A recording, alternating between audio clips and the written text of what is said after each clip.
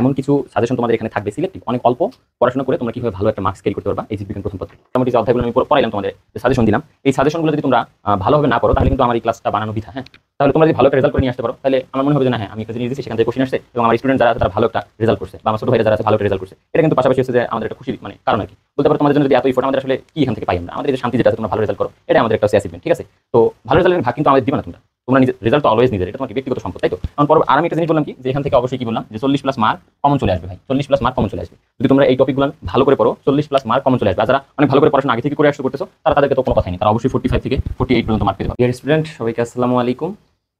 আমি আছি তোমাদের মেহেদি ভাইয়া, তোমাদের আজকে একটা বিশেষ ক্লাসে। আজকে ক্লাসটা হচ্ছে যে ওয়ান শট বায়োলজি সাজেশন, জীববিজ্ঞান প্রথম পত্র সিকিউ সাজেশন। ওকে, তো আমি আজকে তোমাদের যে জিনিসটা দেখাবো সেটা হচ্ছে যে যারা পড়াশোনা করছে আগে থেকেই, অনেক ভালো পড়াশোনা করছে, তাদের জন্য তো অবশ্যই ইম্পর্টেন্ট এই ক্লাসটা। আর যারা মোটামুটি পড়াশোনা করছে কিন্তু এখন মনে নাই, বা কোনো একটা গাফিলতির জন্য মনে রাখতে পারো নাই, তো তাদের জন্য এই ক্লাসটা আরও বেশি স্পেশাল। কারণ আমি এমন কিছু টপিক দেবো, এমন কিছু সাজেশন তোমাদের এখানে থাকবে সিলেক্টিভ, অনেক অল্প পড়াশোনা করে তোমরা কীভাবে ভালো একটা মার্কস ক্যারি করতে পারবা এই জীববিজ্ঞান প্রথম পত্রে। তো চলো আমরা দেখি কী করা যায়। ওকে, জীববিজ্ঞান প্রথম পত্র আমরা প্রথমে দেখব যে প্রথম অধ্যায় আমাদের যেটা আছে, প্রথম অধ্যায় আমাদের জীববিজ্ঞান প্রথম পত্রের জন্য গুরুত্বপূর্ণ একটা অধ্যায়। হ্যাঁ, গুরুত্বপূর্ণ অধ্যায়ের নাম হচ্ছে কি, কোষ ও এর গঠন। দেখো, আমরা এইচএসসি থাকাকালীন অবস্থায় সবাই এই অধ্যায়টাকে প্রচণ্ড পরিমাণ ভয় পাই। কেন ভয় পাই? কারণ অধ্যায়টা অনেক বড় এবং বোঝার অনেক কিছু এবং ডিপ অনেক কিছু আছে। হ্যাঁ, তো আমরা এই অধ্যায়টাতে অত বেশি টপিক পড়বো না, আমরা খুবই সিলেক্টিভ কিছু টপিক পড়বো। এই টপিক কটা যদি তোমরা পড়তে পারো তাহলে দেখবা যে এই প্রথম অধ্যায় থেকে তোমরা ভালো একটা মার্কস ক্যারি করতে পারবা। তো দেখি আমাদের সাজেশনে কী কী আছে। প্রথম, আমাদের কোষ ঝিল্লি সম্পর্কে প্রথমেই জানা দরকার। কোষ ঝিল্লিতে দেখবা যে একটা মডেল আছে, মডেলের নাম হচ্ছে কি, ফ্লুইড মোজাইক মডেল। হ্যাঁ, ফ্লুইড মোজাইক মডেল।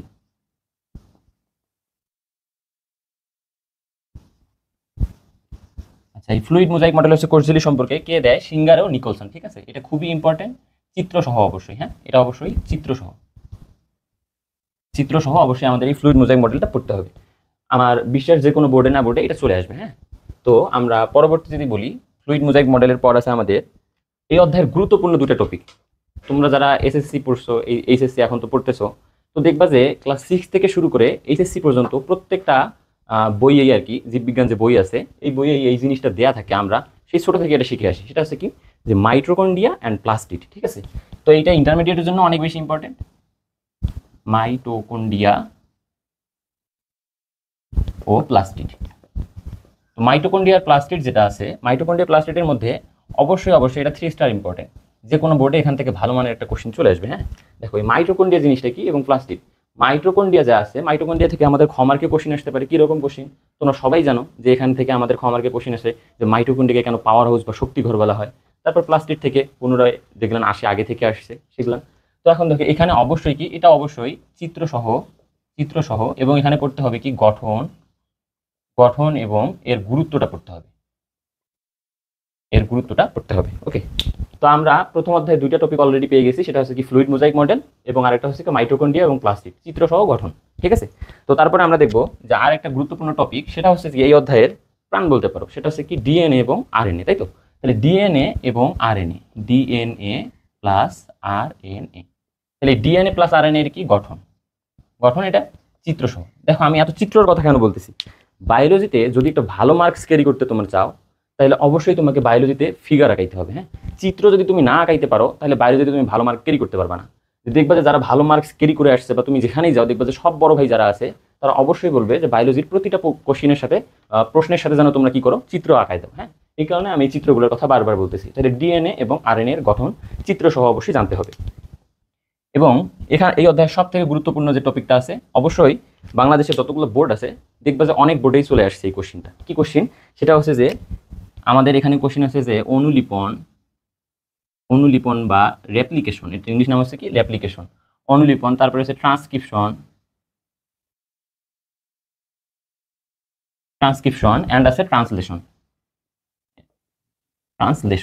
দেখো তাহলে আমি এখানে কি বললাম, যে অনুলিপন, ট্রান্সক্রিপশন এবং ট্রান্সলেশন। ওকে, তাহলে এই অনুলিপন, ট্রান্সক্রিপশন এবং ট্রান্সলেশন থেকে এত বেশি কোশ্চিন আসে বোর্ডে। তোমরা যদি একটু পূর্ববর্তী বোর্ডগুলো দেখে আসো তাহলে দেখবা যে এখান থেকে মাস্ট বি প্রতিটা বোর্ডেই কিছু না কিছু চলে আসছে। তো আমাদের এই 4টা জিনিস যদি আমরা এখান থেকে ভালো মতন পড়তে পারি তাহলে দেখবো যে এই প্রথম অধ্যায় থেকে তোমাদের আর কোনো সমস্যা থাকবে না, আমি আশা রাখি। তো আমরা এই প্রথম অধ্যায়ের একটু জিনিস জাস্ট একটু বেসিকটা একটু বুঝে আসি। বেসিক বলতে তো আজকে আমরা যেহেতু সিকিউ সাজেশন নিয়ে আসছি তোমার জন্য, আমার তো পূর্ণাঙ্গ ব্যাচ যে আছে, যদি পূর্ণাঙ্গ ব্যাচে তোমরা আসো তাহলে আমি অবশ্যই এগুলান যে সবগুলো টপিক বললাম এগুলো আমাদের পুঙ্খানু বিস্তারিতভাবে বোঝানো হবে অবশ্যই।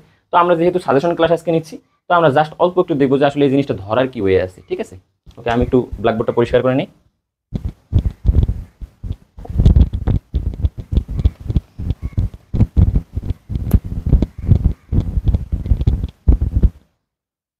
ওকে, দেখো একটা জিনিস আমি বললাম প্রথম অধ্যায় গুরুত্বপূর্ণ যেহেতু, তাহলে এখানে আমি শেষের দিকে বলছিলাম কি অনুলিপন, তারপর বলছিলাম হচ্ছে ট্রান্সক্রিপশন এবং ট্রান্সলেশন, তাই তো? তো আমাদের এখানে যদি এখন দেখি একটু এই অধ্যায়ের কোশ্চেন আসতে পারে কিভাবে। এই অধ্যায়ের কোশ্চেন আসতে পারে, ধরো এখানে দিয়ে দিবে ডিএনএ, এখান থেকে দিয়ে দিবে এক্স একটা অণু, এখান থেকে দিয়ে দিবে যে প্রোটিন। ওকে, এটা দিয়ে বলতে পারে যে গতে বলতে পারে যে এই প্রক্রিয়াটা যেটা আছে সেটা ব্যাখ্যা করো, অথবা ঘতে জানতে চাইতে পারে এই জিনিসটা কি। তো আমরা দেখবো এই জিনিসটা কিভাবে আমরা বের করবো। হ্যাঁ, দেখো আমি একটা সহজ সমাধান তোমাদেরকে দিয়ে দিই, একটা সমীকরণ টাইপ আর কি। হ্যাঁ, যদি ডিএনএ থেকে ডিএনএ ডিএনএ এবং এই ডিএনএ থেকে কি হয় আরএনএ এবং এই আরএনএ থেকে হচ্ছে প্রোটিন, আরএনএ থেকে প্রোটিন। তাহলে দেখো কি বললাম, এখানে ডিএনএ থেকে ডিএনএ এবং এই ডিএনএ থেকে আরএনএ এবং আরএনএ থেকে প্রোটিন। তো এখানে আমি আরেকটা জিনিস দিয়ে দিচ্ছি রিভার্স। ওকে, দেখো যদি ডিএনএ থেকে ডিএনএ তৈরি হয়, কি তৈরি হয়? ডিএনএ থেকে যদি ডিএনএ তৈরি হয় তাহলে আমরা এটাকে বলি হচ্ছে অনুলিপন। এটাকে কি বলি? অনুলিপন। অনুলিপন। তাহলে ডিএনএ থেকে ডিএনএ তৈরি হলে সেটাকে আমরা বলবো অনুলিপন বা রেপ্লিকেশন।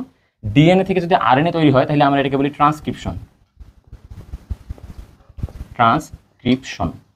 ওকে, তাহলে দেখো তো আমরা এখন হচ্ছে যে এই পাশ থেকে এই পাশে যাচ্ছি, মানে কি ধরে নিই যদি আমরা ডিএনএ থেকে আরএনএতে যাচ্ছি, তাই তো? ধরে নিই তাহলে এই যে ডিএনএ থেকে আরএনএতে যখন যাচ্ছি তখন আমরা এই জিনিসটাকে বলতেছি ট্রান্সক্রিপশন। তাহলে আরএনএ থেকে যদি এখানে আসি তাহলে কি রিভার্স, মানে ব্যাক করতেছি, তাহলে এটা হচ্ছে কি রিভার্স ট্রান্সক্রিপশন। তাহলে এটা হচ্ছে কি রিভার্স ট্রান্সক্রিপশন। এবং দেখো এই আরএনএ যেটা আছে, আরএনএ থেকে আমাদের প্রোটিন, এই জিনিসটা হচ্ছে ট্রান্সলেশন। ট্রান্সলেশন। তাহলে এখন যদি তুমি উপরের কোশ্চেনটা দেখো তাহলে ডিএনএ থেকে আমাদের এখানে কি এক্স আছে, এক্স থেকে প্রোটিন, তার মানে আমাদের এই জায়গা থেকে এই জায়গাটা শুরু হয়েছে। দেখো তাহলে ডিএনএ থেকে আরএনএ, তার মানে এটা আমাদের কি ছিল? ট্রান্সলেশন। এবং এই আরএনএ থেকে প্রোটিন এটা ছিল আমাদের হচ্ছে কি, সরি এটা হচ্ছে ট্রান্সক্রিপশন, এবং এটা ছিল আমাদের হচ্ছে কি ট্রান্সলেশন। তাহলে এই অধ্যায়ের বেসিক ছিল এতটুকুই। তোমরা যদি একটু ভালোভাবে পড়ো তাহলে দেখবে যে এই অধ্যায় থেকে ভালো একটা মার্কস ক্যারি করতে পারবা। তো আমরা প্রথম অধ্যায় সম্পর্কে অনেক কিছুই দেখলাম। আমরা এখন পরবর্তী অধ্যায় যে আছে আমাদের, পরবর্তী অধ্যায়ে চলে যাব, ঠিক আছে? পরবর্তী অধ্যায়ে আমাদের আরেকটা গুরুত্বপূর্ণ অধ্যায়, এবং এই অধ্যায়টা অনেক ইজি। তোমরা যারা হচ্ছে এইচএসসিতে বায়োলজি প্রথম পত্র বইটা দেখছো, দেখবে যে সবারই প্রিয় পছন্দের তালিকায় এই অধ্যায়টি থাকে। সে অধ্যায় কোনটা? সে অধ্যায় কোনোটা না, সেটা হচ্ছে কি কোষ বিভাজন। কোষ বিভাজন। দেখো এই অধ্যায়টা তোমরা যখন ছোট থেকে পড়াশোনা করো তখন থেকে দেখবে কোষ বিভাজন সম্পর্কে তোমরা অবগত। কোষ বিভাজন সম্পর্কে কি অবগত আছো? ভাই দেখো এখানে কোষ বিভাজন সম্পর্কে তোমরা যে অবগত আছো ক্লাস 6, 7, 8, 9, 10 এর বাচ্চাও এটা জানে, কি? অ্যামাইটোসিস। অ্যামাইটোসিস। আচ্ছা, এই অ্যামাইটোসিস যেটা আছে, অ্যামাইটোসিসকে আমরা আরেকটা কথা বলি। অ্যামাইটোসিস হচ্ছে কি প্রত্যক্ষ কোষ বিভাজন, মানে হচ্ছে কি ডিরেক্ট সেল ডিভিশন, মানে এটা আছে প্রত্যক্ষভাবে হবে। তাহলে এটা আমি আরেকটা এটা লিখতে পারি, এর আরেকটা নাম হচ্ছে কি প্রত্যক্ষ কোষ বিভাজন। কোষ বিভাজন। ওকে, তাহলে আমাদের একটা পাইলাম, সেটা হচ্ছে অ্যামাইটোসিস যেটা আছে, অ্যামাইটোসিসকে আমি বললাম যে প্রত্যক্ষ কোষ বিভাজন। তারপর আমরা জানি কি? তারপর আমরা জানি হচ্ছে যে মাইটোসিস। মাইটোসিস। তাহলে দেখো এখন মাইটোসিসকে কি বলা হয়? মাইটোসিসকে বলা হয় সমীকরণিক বা ইকুয়েশনাল কোষ বিভাজন। কি বলা হয়? সমীকরণিক কোষ বিভাজন। কোষ বিভাজন। আচ্ছা, এটাকে সমীকরণিক কোষ বিভাজন কেন বলা হয়? তোমরা দেখবা যে বইয়ের মধ্যে দেয়া আছে, বা তোমরা যদি শিখে থাকো দেখবা যে এটাতে কি হয়, একটা সুন্দর প্রক্রিয়া, একটা সুন্দর প্রসেসের মাধ্যমে আমরা কোষটা বিভাজন করি, এই কারণে এটাকে সমীকরণিক কোষ বিভাজন আমরা বলতেছি। তারপর আরেকটা আছে, সেটা হচ্ছে কি? সেটা হচ্ছে যে মিওসিস। মিওসিস। দেখো মিওসিসের ক্ষেত্রে কি বলি আমরা? এটাকে বলি আমরা হ্রাসমূলক কোষ বিভাজন। হ্রাসমূলক কোষ বিভাজন। ওকে, তাহলে আমি একটা 3টা টপিক পেলাম এখানে, 3টা জিনিস, যে কোষ বিভাজন কত প্রকার, যদি 3 প্রকার, অ্যামাইটোসিস, মাইটোসিস এন্ড মিওসিস। তাহলে অ্যামাইটোসিসকে আমরা বলতেছি প্রত্যক্ষ কোষ বিভাজন, মাইটোসিসকে বলতেছি আমরা সমীকরণিক কোষ বিভাজন বা ইকুয়েশনাল সেল ডিভিশন, আর মিওসিসকে বলতেছি আমরা হ্রাসমূলক কোষ বিভাজন বা রিডাকশনাল সেল ডিভিশন। তো এই তিনটা জিনিস আমরা আগে থেকে জানি। এখান থেকে খ মার্ক আসতে পারে কিভাবে ভাই? এখান থেকে খ মার্ক আসতে পারে যে অ্যামাইটোসিসকে প্রত্যক্ষ কোষ বিভাজন কেন বলা হয়, মাইটোসিসকে সমীকরণী কোষ বিভাজন কেন বলা হয়, বা মিওসিসকে হ্রাসমূলক বা রিডাকশনাল কোষ বিভাজন কেন বলা হয়। হ্যাঁ, তাহলে আমরা আশা রাখি যে তোমরা এগুলো পড়ছো বা তোমরা পাবা। তো আমাদের এটা হচ্ছে খ মার্কের একটু বেসিক ছিল। তো আমরা এখন পরবর্তীতে দেখবো যে এই অধ্যায় থেকে আসলে ইম্পর্টেন্ট কি কি জিনিস আছে। হ্যাঁ, সিকিউ এর জন্য, সিকিউ এর জন্য প্রথমে যেটা আমার কাছে খুব বেশি ইম্পর্টেন্ট মনে হয় সেটা হচ্ছে আমাদের কোষ চক্র। তাহলে কি বললাম? কোষ চক্র। আচ্ছা, কোষ চক্র জিনিসটা কি? কোষ চক্র বা সেল সাইকেল যে আছে, কোষ চক্র আমরা দেখবা কোষ চক্রের মধ্যে ফেজ আছে অনেকগুলো। হ্যাঁ, ফেজ, ইন্টারফেজ আমাদের আছে। তো ইন্টারফেজ থেকে শুরু করে যখন আমরা দেখবো যে প্রস্তুতি পর্যায়টায়, ওখানে দেখবো আমাদের গ্যাপ 1 আছে, সিনথেসিস আছে এবং গ্যাপ 2 আছে। এই তিনটা সম্পর্কে যদি তুমি পূর্ণাঙ্গ ধারণা রাখো তাহলে আমি আশা রাখি তোমরা এটা সুন্দরভাবে লিখতে পারবা। তো আমরা তার পরবর্তী টপিকে চলে যাব। তার পরবর্তী টপিক হচ্ছে আমাদের কি? তার পরবর্তী টপিক হচ্ছে কি মাইটোসিস যে আমাদের, একটু বোঝাই দেই যে মাইটোসিস যে আমাদের প্রক্রিয়াটা, সরি আছে কোষ বিভাজন যে আছে আমাদের মাইটোসিস। হ্যাঁ, তো মাইটোসিসের ক্ষেত্রে কি হয় আমরা জানি 5টা ধাপ আছে। 5টা ধাপ কি কি আছে? Prophase, prometaphase, metaphase, anaphase and telophase, তাই তো? তো আমাদের এই মাইটোসিসের যে আমাদের ধাপগুলো আছে কোষ বিভাজনে, এই ধাপগুলো যেগুলো আছে তার মধ্যে আমরা সবগুলো ধাপ অবশ্যই পড়বো এবং আমরা দেখবো যে আরও একটু কমানো যায় কীভাবে। ঠিক আছে, তো আর একটু কমানোর ক্ষেত্রে দেখো আমি একটা আগে বলে নিই, সেটা হচ্ছে যে কি প্রোফেজ অ্যান্ড টেলোফেজ এই দুটা কিন্তু একদম বিপরীত। মানে কি? প্রোফেজ শুরুর দিকের পর্যায়ে, টেলোফেজ শেষের দিকের পর্যায়ে, তাই তো? তো এই দুইটা হচ্ছে কি বিপরীত। তার মানে একটা পড়লে তোমার দুইটা হয়ে যাচ্ছে ওখানে। বাদ বাকি থাকলো কি? বাদ বাকি থাকলো হচ্ছে যে আমি আগে লিখে নেই টপিকটা হচ্ছে কি ধাপ সমূহ। ধাপ সমূহ কার ধাপ সমূহ? মাইটোসিসের। মাইটোসিসের ধাপ সমূহ। ঠিক আছে, তাহলে মাইটোসিসের ধাপ সমূহের মধ্যে আমি কি বললাম? প্রোফেজ যে আছে, এই প্রোফেজ যেটা আছে, প্রোফেজ হচ্ছে কি টেলোফেজের বিপরীত। তাহলে আর বাকি থাকে কি? তিনটা স্পেশালি পড়বা, সেটা হচ্ছে কি প্রোমেটাফেজ, প্রোমেটাফেজ, মেটাফেজ, তারপরে বললাম হচ্ছে কি অ্যানাফেজ অ্যান্ড হচ্ছে মেটাফেজ। মেটাফেজ, ঠিক আছে। তাহলে আমি এখানে তিনটা জিনিস স্পেশালি পড়তে বললাম, যে ধাপসমূহ তো সবগুলো আমরা পড়বো, পাশাপাশি আমরা এই তিনটা জিনিস বেশি ফোকাস দিয়ে পড়বো। একটা হচ্ছে কি প্রোমেটাফেজ, মেটাফেজ অ্যান্ড অ্যানাফেজ। ঠিক আছে, এখন দেখো এটা অবশ্যই কেমনে হইতে হবে? অবশ্যই চিত্রসহ। চিত্রসহ, চিত্রসহ না লিখলে ভাই তুমি মার্কস পাবা না, বলে লাভ নেই। যেটা একদম সত্য কথা, চিত্র অবশ্যই বায়োলজিতে আঁকাইতে হবে। এই চিত্র ছাড়া কোনো অপশন নেই। চিত্র দিলে টিচারদের মধ্যে একটা ভালো একটা গুড ইম্প্যাক্ট পড়ে, যার জন্য কি হয় তোমার ভালো একটা মার্কস ক্যারি করতে পারবা। তো পরবর্তী আমাদের এই ধাপগুলো গেল, এই ধাপগুলো সম্পর্কে অবশ্যই চিত্রসহ পড়বো তোমরা। এবং পরবর্তী যে আরেকটা জিনিস আছে সেটা হচ্ছে কি আমাদের মাইটোসিসের। এই মাইটোসিস যেহেতু আমরা ধাপসমূহ পড়লাম, তো এখানে আরেকটা জিনিস হচ্ছে কি গুরুত্ব। কার গুরুত্ব? মাইটোসিসের গুরুত্ব। কার গুরুত্ব? মাইটোসিসের গুরুত্ব। তো মাইটোসিস কোষ বিভাজনটা আসলে আমাদের গুরুত্ব কি, এই জিনিসটা আমরা যদি পড়ি তাহলে দেখবা যে এখান থেকে মোটামুটি মাইটোসিস সম্পর্কে এবং সেল সাইকেল সম্পর্কে আমাদের হয়ে গেছে। আমরা একটু দেখি পরবর্তীতে। তো ভাই আমি যে এখানে সাজেশনগুলো দিচ্ছি তোমাদেরকে, বা আমি তোমাদের যে টপিকগুলো দিচ্ছি, এই টপিকগুলো তোমরা একটু যদি পড়ো তাহলে দেখবা যে কি পরীক্ষার হলে গিয়ে তোমরা সবগুলো পেয়ে বসে আসো, তখন দেখবো তোমাদের অটোমেটিক ভালো লাগা কাজ করছে। এত বড় বড় অধ্যায়গুলো আমি যতদূর সম্ভব তোমাদের জন্য শর্ট করে দিচ্ছি, অল্প কিছু টপিক দিয়ে তোমাদের জন্য এই লেকচারটা সাজানো আর কি।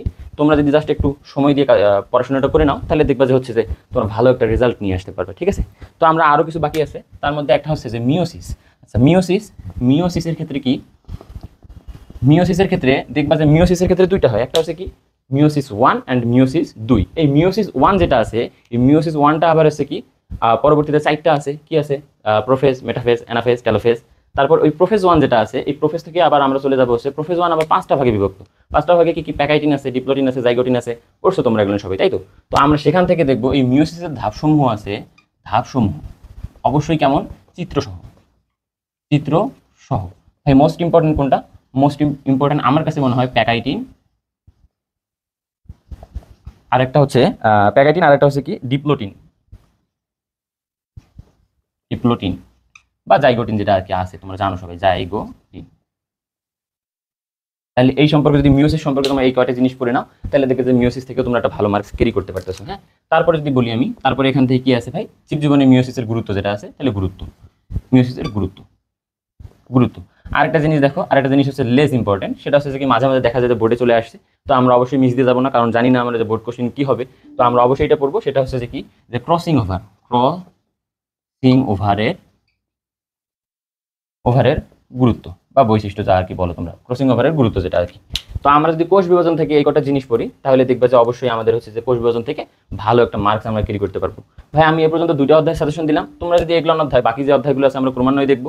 তোমরা বিশ্বাস করো, তোমরা যদি এই জিনিসগুলো একটু ভালোভাবে পড়ো তাহলে দেখবা যে তোমরা যারা মোটামুটি ভালোভাবে পড়বা তারা মোটামুটি 40+ মার্ক ক্যারি করতে পারবা, 40+ মার্ক ক্যারি করতে পারবা। আর যারা আগে থেকে পড়াশোনায় ভালো করছো তারা আমি আশা রাখি যে তোমরা 45 প্লাস মার্ক ক্যারি করতে পারবা। তো আমরা এখন দেখবো পরবর্তী যে অধ্যায় আছে আমাদের, পরবর্তী অধ্যায়ে আমাদের কি কি টপিক আছে সেই টপিকগুলো নিয়ে আমরা একটু পড়াশোনা করার চেষ্টা করব। দেখো পরবর্তী অধ্যায় আমাদের হচ্ছে কি অণুজীব। পরবর্তী অধ্যায়ের নাম হচ্ছে অণুজীব। অণুজীব, অণু মানে কি ক্ষুদ্র, ক্ষুদ্র জিনিস নিয়ে আমাদের এবার আলোচনার বিষয়।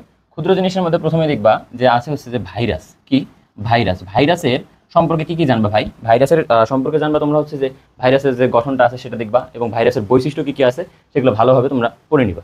এখানে আরেকটা জিনিস সিকিউর জন্য খুবই ইম্পর্টেন্ট, গ মার্কে বেশি আসে, এটা সে টি2 ব্যাকটেরিওফাজ। ব্যাকটেরিওফাজ, টি2 ব্যাকটেরিওফাজ এর হচ্ছে কি গঠন চিত্র সহকারে, অবশ্যই চিত্র সহ। তাহলে টি2 ব্যাকটেরিওফাজের গঠনটা চিত্র সহ আমাদের জানতে হবে, ঠিক আছে।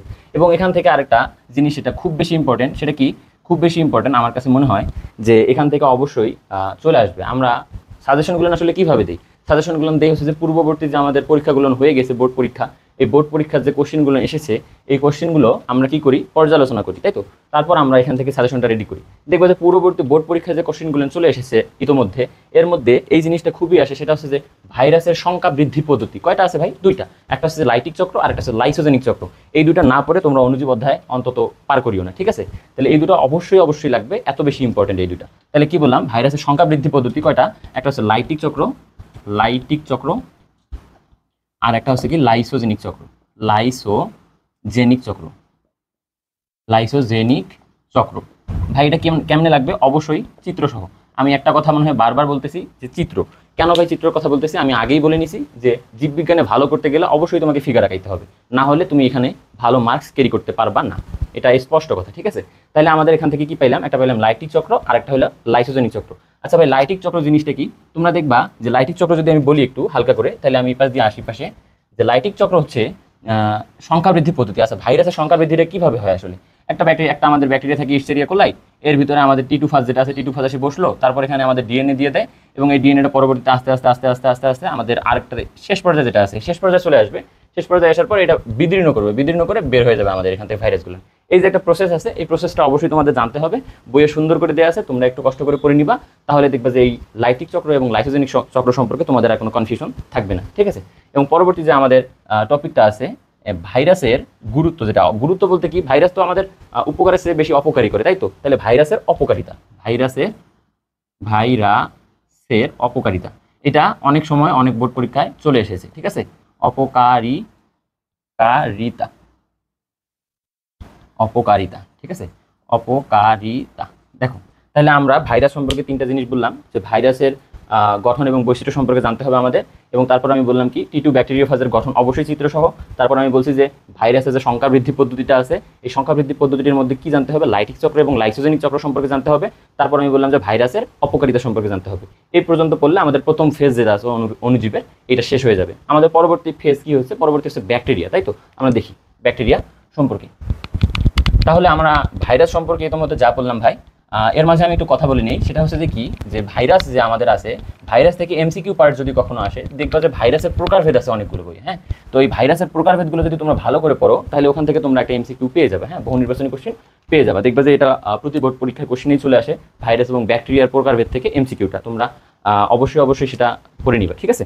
তো আমরা দেখি পরবর্তী যে আমাদের টপিক আছে কি, ব্যাকটেরিয়া। ব্যাকটেরিয়া ভাই, ব্যাকটেরিয়া থেকে কি পড়বো? আদর্শ ব্যাকটেরিয়ার গঠন। কি পড়বো? আদর্শ ব্যাকটেরিয়ার গঠন।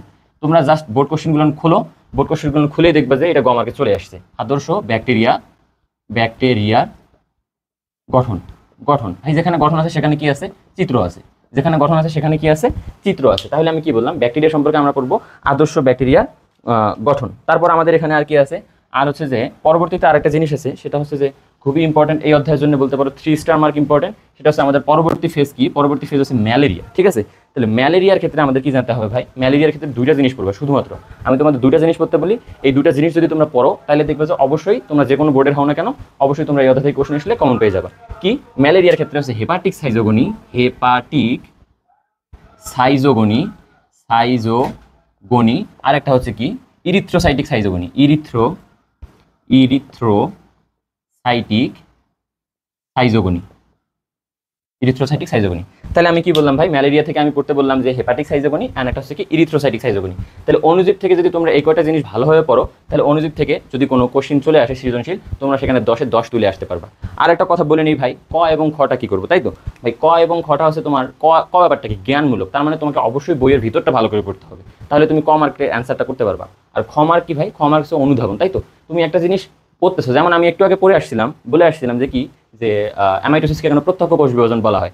অনেক বড় না, 5-6টা লাইন লিখবা কেন বলা হয়, একদম স্পেশাল যে কারণটা আছে সেই কারণ 2-1 লাইন লিখে দেবে সুন্দর করে, তারপর বলে যে এজন্যই আমাদের হচ্ছে কি বলা হয় যে অ্যামাইটোসিসকে কি বলা হয়, প্রত্যক্ষ কোষ বিভাজন বলা হয়, তাই তো। তো আমরা যদি এভাবে গুলো লিখি, তাহলে আমাদের ক খ মার্কের ঝামেলাটা শেষ। আমরা তারপর গ ঘ, আর গ ঘ আমি ভাই সবগুলো সাজেশন দিয়ে দিচ্ছি, তোমরা যদি এ কয়টা করে পড়ো ভালো করে, তাহলে দেখবে যে অবশ্যই তোমরা একটা ভালো মার্কস ক্যারি করতে পারবে। তো আমি বোর্ডটা ক্লিন করে নিই, পরবর্তী অধ্যায়ের জন্য তোমরা প্রিপারেশন নাও। তো বোর্ড ক্লিন করতে করতে একটা কথা বলি ভাই, এখান থেকে যে এমসিকিউ আমি বললাম, অনুজীব থেকে কি পড়বা, অনুজীব থেকে এমসিকিউ এর কথা আমি বলে নিছি আগে, যে অনুজীব থেকে অবশ্যই তোমাদের কি পড়তে হবে, প্রকারভেদ যেগুলো আছে এই প্রকারভেদগুলো অবশ্যই জানতে হবে, ঠিক আছে। এবং পরবর্তীতে আমরা আসি, পরবর্তী যে অধ্যায় আছে আমাদের, অধ্যায়ের নাম হচ্ছে কি নগ্নবীজি ও আবৃতবীজি।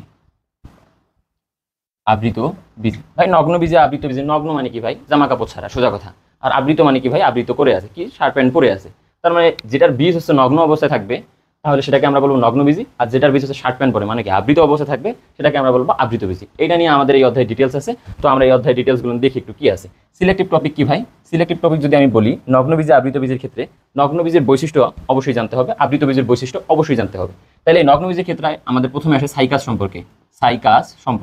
সাইকাসের বৈশিষ্ট্য সম্পর্কে অবশ্যই জানতে হবে। তাহলে আমি এখানে প্রথমেই দিলাম কি সাইকাসের পর একটা জিনিস দেখো, সাইকাসের পর আরেকটা জিনিস, এটা বোর্ড পরীক্ষায় আসতেই দেখা যায়, দেখবা যে বোর্ড পরীক্ষায় খুবই এই কোশ্চিনটা মানে ওদের প্রিয়, আমি কেন জানি না যে এই কোশ্চিনটা ওরা অনেক পছন্দ করে। কি কোশ্চিন ভাই, অধ্যায়ের নাম হচ্ছে নগ্নবীজি আর আবৃতবীজি, এই অধ্যায়ের নাম থেকেই কোশ্চিনটা করা হয়। কি রকম, নগ্নবীজি এবং আবৃতবীজির মধ্যে পার্থক্য, নগ্নবীজি ও আবৃত বীজির মধ্যে পার্থক্য। তাহলে এটা তোমরা অবশ্যই সব করে লিখবা। তাহলে নগ্নবীজি এবং আবৃতবীজির মধ্যে পার্থক্য। তারপর একটা আছে যে এখানে আছে আমাদের দুইটা গোত্র আছে, কি কি গোত্র আছে ভাই, পোয়েসি আর একটা হচ্ছে মালবেসি। পোয়েসি আর একটা হচ্ছে কি মালবেসি। তাহলে আমাদের এখানে দুইটা গোত্র আছে, কি বললাম, পোয়েসি আর মালবেসি। এটা কি সম্পর্কে জানবা, এটার অবশ্যই যে প্রথম থেকে যেগুলো আছে সেগুলো জানবা। এবং এটাতে খুব বেশি ইম্পর্টেন্ট যেটা, সেটা হচ্ছে ভাই শনাক্তকারী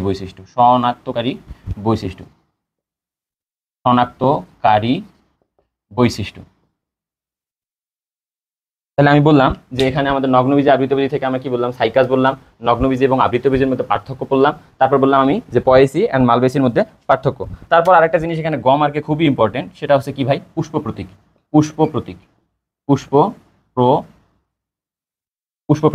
খুবই আসে বইয়ের মধ্যে। পুষ্প প্রতীক সম্পর্কে সুন্দর একটা চার্ট দেওয়া আছে, তোমরা ওখান থেকে পড়ে নিবে, ঠিক আছে। একটা পেজে সুন্দর করে লেখা আছে, একটা চিত্র আছে, হ্যাঁ, ওই চিত্র সম্পর্কে তোমরা একটু 2-1 বার আঁকাই নিবা, এখান থেকে গ মার্ক। তাহলে আমাদের এই যে নগ্নবীজি আর আবৃতবীজি যে আছে, এই অধ্যায় থেকে এই কয়টা যদি টপিক তোমরা পড়তে পারো ভালো করে, তাহলে আমি আশা রাখি তোমরা এখান থেকে একটা ভালো মার্কস ক্যারি করতে পারবা।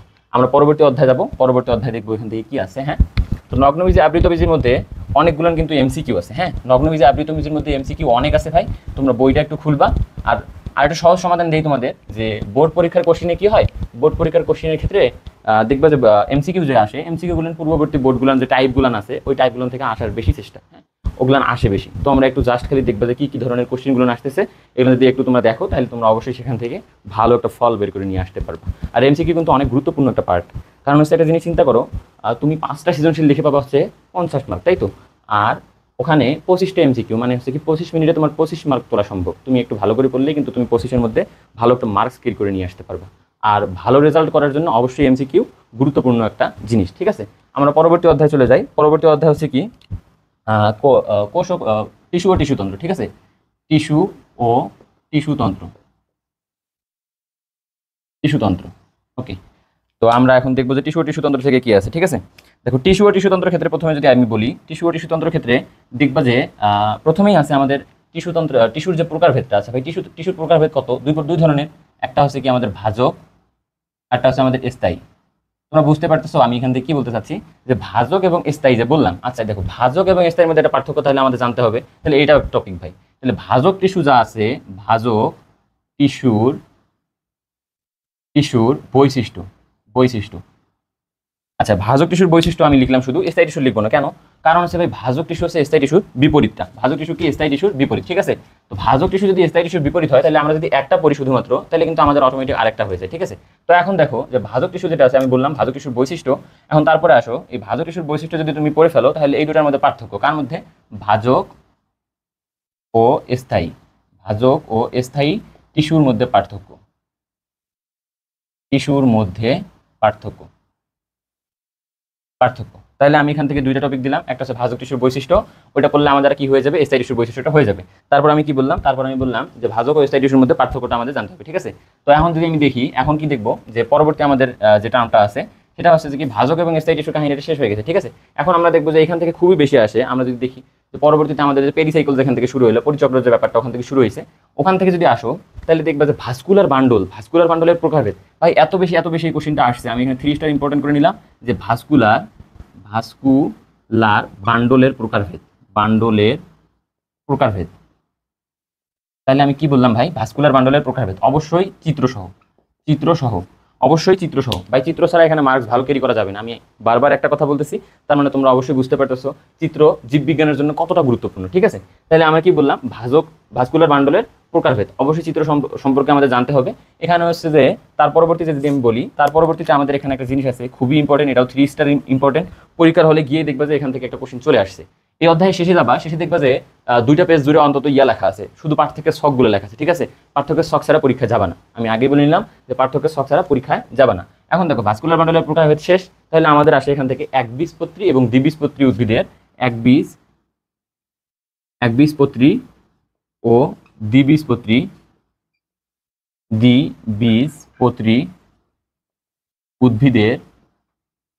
উদ্ভিদের কি ভাই? কাণ্ড প্লাস মূল। একবীজপত্রী এবং দ্বিবীজপত্রী উদ্ভিদের কাণ্ড প্লাস মূল। তাহলে আমাদের একবীজপত্রী এবং দ্বিবীজপত্রী উদ্ভিদের কাণ্ড প্লাস মূল এটা পড়তেই হবে ভাই, না হলে এটা এই অধ্যায় থেকে ভালো পাবা না আর কি। তার মানে আমি এখানে 2টা 3 স্টার ইম্পর্টেন্ট জিনিস দিয়েছি। একটা হচ্ছে ভাস্কুলার বান্ডলের প্রকারভেদ, অবশ্যই বলছি চিত্রসহ। তারপর আমি বললাম যে একবীজপত্রী এবং দ্বিবীজপত্রী উদ্ভিদের কাণ্ড এবং মূল এই দুটো সম্পর্কে জানতে হবে। এবং তারপর আমি বললাম কি যে অধ্যায় শেষে যে আমাদের ছকগুলো আছে, পার্থক্যের ছক, অবশ্যই পার্থক্যের ছকগুলো সম্পর্কে আমাদের জানতে হবে, ঠিক আছে ভাই? তো আমরা পরবর্তী অধ্যায় যেটা আছে একটু দেখি, আমি বোর্ডটা ক্লিন করে নিই। তো আমরা কি বলছিলাম ভাই যে আমরা পরবর্তী অধ্যায় দেখবো। এখন পরবর্তী অধ্যায় কি? পরবর্তী অধ্যায় হচ্ছে আমাদের প্লান্ট ফিজিওলজি বা উদ্ভিদ শারীরতত্ত্ব। প্রথম অধ্যায় যেরকম বললাম যে অনেক ইম্পর্টেন্ট এবং একটু কঠিন, এই অধ্যায়টা অনেকেই মনে করে যে একটু কঠিন আর কি, হ্যাঁ। কিন্তু আমরা এখান থেকে অল্প কিছু টপিক নিয়ে আসছি, ঠিক আছে? এই টপিকগুলো যদি আমরা পড়ি, তাহলে দেখবো যে এখান থেকে আর কোনো ঝামেলা না হওয়ারই কথা, হ্যাঁ। তাহলে আমরা কি বললাম? এই অধ্যায়ের নাম হচ্ছে কি? উদ্ভিদ শারীরতত্ত্ব। উদ্ভিদ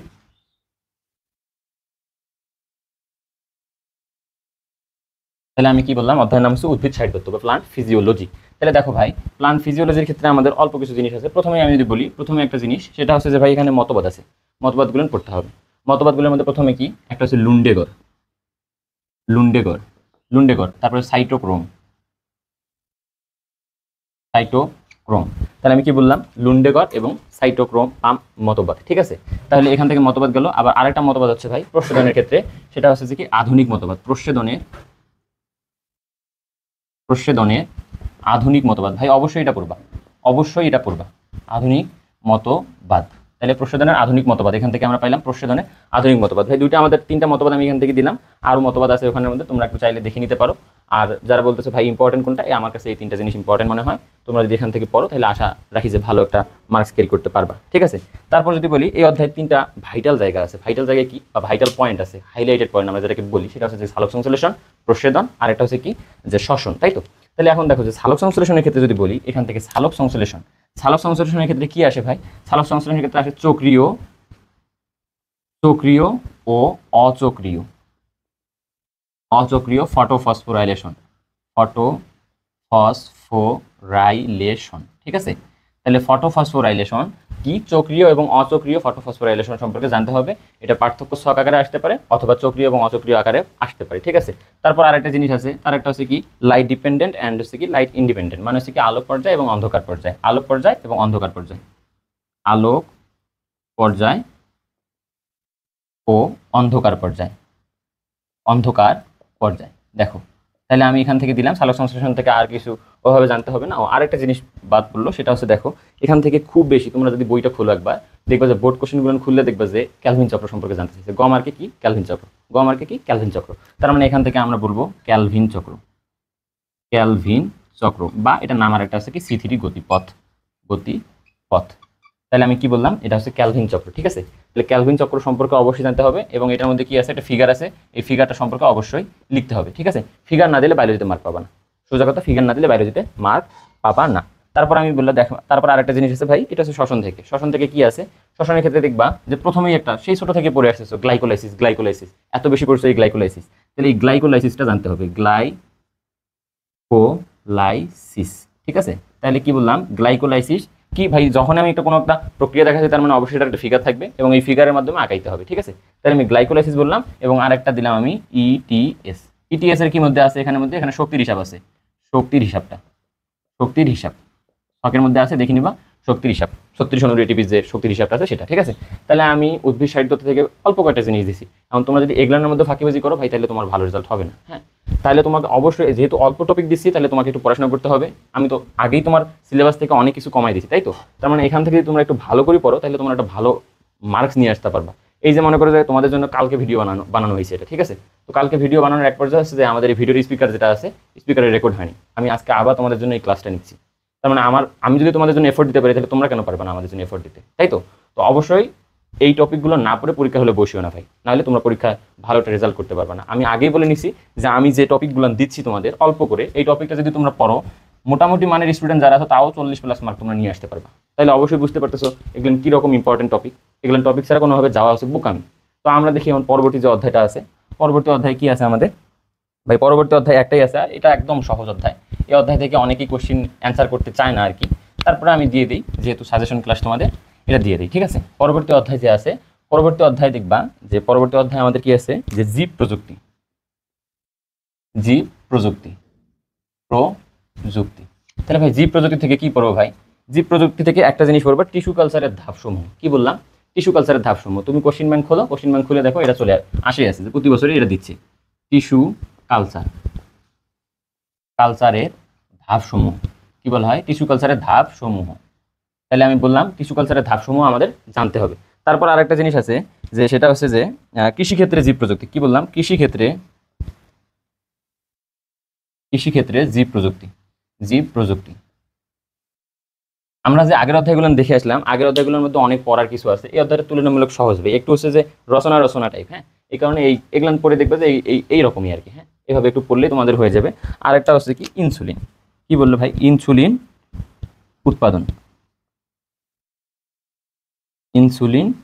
উৎপাদন, তাহলে এই তিনটার বাইরে আর যা আছে একটু দেখে নিবা, বোর্ড কোশ্চেনগুলো দেখলে তোমরা পারবা। আর হচ্ছে দেখো, এখন আমাদের মোটামুটি যে অধ্যায়গুলো আমি পড়াইলাম তোমাদের, যে সাজেশন দিলাম, এই সাজেশনগুলো যদি তোমরা ভালোভাবে না পড়ো, তাহলে কিন্তু আমার এই ক্লাসটা বানানো বৃথা। হ্যাঁ, তাহলে তোমরা যদি ভালো একটা রেজাল্ট করে নিয়ে আসতে পারো, তাহলে আমার মনে হবে যে না, হ্যাঁ, আমি একটা জিনিস দিচ্ছি, সেখান থেকে কোশ্চেন আসছে এবং আমার স্টুডেন্ট যারা আছে তারা ভালো একটা রেজাল্ট করছে, বা আমার ছোটো ভাইরা যারা আছে ভালো একটা রেজাল্ট করছে। এটা কিন্তু পাশাপাশি হচ্ছে যে আমাদের একটা খুশির মানে কারণ আর কি। বলতে পারো তোমাদের জন্য যদি এত ইফোর্ট, আমাদের আসলে কি এখান থেকে পাই আমরা? আমাদের এই যে শান্তি যেটা আছে, তোমরা ভালো রেজাল্ট করো, এটাই আমাদের একটা হচ্ছে অ্যাচিভমেন্ট। ঠিক আছে, তো ভালো রেজাল্টের ভাগ কিন্তু আমাদের দিবা না তোমরা নিজের রেজাল্ট তো অলওয়েজ নিজের, এটা তোমার কি ব্যক্তিগত সম্পদ, তাই তো? এখন আর আমি একটা জিনিস বললাম কি, যে এখান থেকে অবশ্যই কি বললাম, যে 40+ মার্ক কমন চলে আসবে ভাই, 40+ মার্ক কমন চলে আসবে। যদি তোমরা এই টপিকগুলো ভালো করে পড়ো, 40+ মার্ক কমন চলে আসবে। আর যারা অনেক ভালো করে পড়াশোনা আগে থেকে করে করতেছো, তাদেরকে তো কোনো কথাই নেই, তারা অবশ্যই 45 থেকে 48 পর্যন্ত মার্ক পেতে পারবা। ঠিক আছে, তো আমাদের এখানে আমরা যে ক্লাসটা নিলাম, সেটা হচ্ছে যে আমাদের ফেসবুক পেজ হচ্ছে কি আমাদের পাঠশালা, এবং ইউটিউবের সেম নামই আছে। তোমরা যদি চাও তাহলে আমাদের ওখানে আসবা, ওখানে অনেকগুলো আমাদের ভিডিও প্লেলিস্ট দেওয়া আছে, তোমরা দেখবা সেখান থেকে। এবং পাশাপাশি আমাদের এই সিজনে একটা আমরা কোর্স লঞ্চ করছি, সেটা হচ্ছে বিজ্ঞান এবং মানবিকের জন্য যারা শিক্ষার্থী আছে অ্যাডমিশনটা কি, অ্যাডমিশনের ক্ষেত্রে কি ভাই, বিজ্ঞান এবং মানবিকের জন্য 4000 টাকা কোর্স ফি। কত? 4000 টাকা। কিন্তু প্রথম 100 জন যারা আছে তাদের জন্য শুধুমাত্র কত ভাই? 1500 টাকায়। 1500 টাকায় কোর্সটা আমরা দিয়ে থাকবো। তোমরা যদি চাও তাহলে এনরোল করবা, এবং আমাদের বেস্ট একটা প্ল্যাটফর্মের মাধ্যমে আশা রাখি তোমাদের স্বপ্নের জার্নি, যে স্বপ্নের বিশ্ববিদ্যালয়গুলো আছে, সেখানে তোমরা ভর্তি হওয়ার সুযোগ লাভ করবে। ঠিক আছে, আমাদের এখানে হোয়াটসঅ্যাপ নাম্বার দেওয়া আছে, তোমরা চাইলে কন্ট্যাক্ট করে নিতে পারো। ভাই, আমার এই সময় মনে করো যে ফিনান্সিয়াল প্রবলেম হইতেই পারে, তাই তো? তোমাদের যদি এরকম কারো ফিনান্সিয়াল প্রবলেম থেকে থাকে, তাহলে আমাদেরকে যদি তোমরা ইনফর্ম করো, তোমরা কিছু টাকা পে করে পরবর্তীতে পে করেও তোমরা আসতে পারবা। ঠিক আছে, তো আমাদের ফেসবুক এবং ইউটিউবের নাম হচ্ছে কি আমাদের পাঠশালা। তোমরা অবশ্যই সেখানে একটা তোমাদের জন্য যদি এত কষ্ট করতেছি তোমরা এত পারো একটা সাবস্ক্রাইব করে দিতে, তাই না? তো তোমরা করে দিবা। আর পাশাপাশি বললাম আমাদের যে কোর্স সম্পর্কে ডিটেলস দিয়ে দিলাম, তোমরা চাইলে আমাদের সাথে যুক্ত হইতে পারো। আশা রাখছি যে আমাদের প্ল্যাটফর্ম থেকে যদি তোমরা পড়ো তাহলে অনেক বেস্ট একটা টিচার প্যানেল পাবা, ঠিক আছে? তো ভালো থাকো, সুস্থ থাকো, দেখা হবে আবার হচ্ছে যে পরবর্তী পরীক্ষায়, পরবর্তী সাজেশনে, জীববিজ্ঞান দ্বিতীয় পত্রে। তো সবাইকে সালাম, আসসালামু আলাইকুম।